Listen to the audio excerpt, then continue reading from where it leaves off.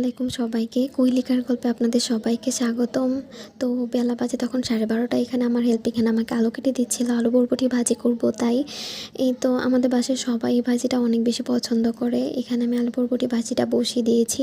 তারপর হঠাৎ করে আমার ফ্রেন্ড আমাকে ফোন দিয়ে বলল ও নাকি আজকে আমাদের সাথে মিট করবে। তো ভাবলাম যে অনেক দিন যেহেতু দেখা হয় না, দেখা করে আসি ওর সাথে। তো রান্না করছিলাম আর ভাবছিলাম যে কোথায় মিট করা যায়। তো আজকে আমরা 3-4 জন একসাথে মিট করব, অনেক বেশি এক্সাইটেড লাগছিল। তো যেহেতু আসতে লেট হতে পারে তাই দুপুর আর রাতের রান্নাটা একসাথে করে রেখে যাব চিন্তা করছিলাম।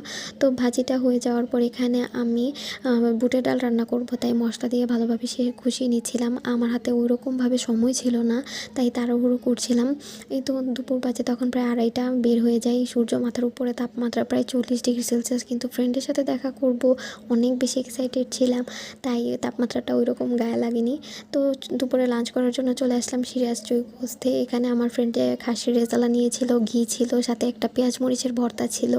তো এই তো আমাদেরটা চলে আসে, আমরা 2-3 জন নিয়েছিলাম হচ্ছে জয়গোস্ত গরুর। আমার ওদের একটা জিনিস খুবই পছন্দ হয়, ওরা আমাদেরকে চুজ করতে দেয় যে নিজের ইচ্ছে মতো মাংস চুজ করে নেওয়ার জন্য। তো এখানে আমি আমার নিজের ইচ্ছে মতো মাংস চুজ করে নিয়েছি। তো লাঞ্চ শেষ করার পর হঠাৎ প্ল্যান হলো যে তিয়াবাড়িতে যাব, কাইকিং পয়েন্টে। তো বাসে উঠে নিই, এখানে আমরা বিআরটিসি বাসে উঠি। তো এই যে আমরা কাইকিং পয়েন্টের দিকে যাচ্ছিলাম, বাস থেকে নেমে আমরা অটো নিয়ে নিই। তো এক অটোতে গাদাগাদি করে বসি, তাও ভাল লাগছিল। ফ্রেন্ডদের সাথে দুষ্টামি করছিলাম অনেক বেশি। তখন রোদ প্রায় পড়ে গিয়েছিল সূর্য অস্ত যাওয়ার সময়।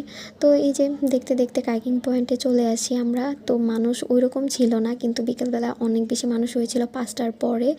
তো এই যে আমরা এসে সোজা লাইনে দাঁড়িয়ে যাই টিকিট কেটে। আধা ঘন্টার জন্য 100 টাকা, আর 1 ঘন্টার জন্য 150 টাকা। তো আমরা আধা ঘন্টার জন্য নিই। এই যে দেখতে দেখতে সূর্য অস্ত যাচ্ছিল, দৃশ্যটা ভালোই লাগছিল, বাতাস ছিল, পরিবেশটা অসম্ভব সুন্দর ছিল। তো আমি আমার ফ্রেন্ড এই যে বোট নিয়ে একটু হেলে তুলে ঢং করছিলাম, ভাল লাগছিল অনেক, বাতাস ছিল অনেক। আমরা ওইরকমভাবে বোট চালাতে পারি না। তো আমাদের টাইম শেষ, আমরা ঘাটে চলে আসি। তো এখানে লাইফ জ্যাকেটের ব্যবস্থাও ছিল, যার যার ইচ্ছা নিয়ে নিতে পারে। এই তো আমরা শেষ করে তারপর চলে যাচ্ছিলাম, আর পিছন ফিরে তাকাচ্ছিলাম, অনেক বেশি ভালো লাগছিল।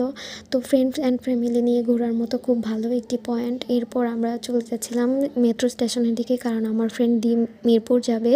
তো ওকে মিরপুরের ট্রেনে তুলে দিয়ে আমরা এখন বাসায় যাচ্ছি রিক্সা নিয়ে। তো সন্ধ্যা হয়ে গিয়েছিল। এই যে আমি এখন রিক্সা নিয়ে বাসায় যাচ্ছি। ধন্যবাদ সবাইকে আমার ব্লগটি দেখার জন্য। আর অবশ্যই আমার পেজটি লাইক ফলো দিয়ে আমার পাশে থাকবেন। আল্লাহ হাফেজ।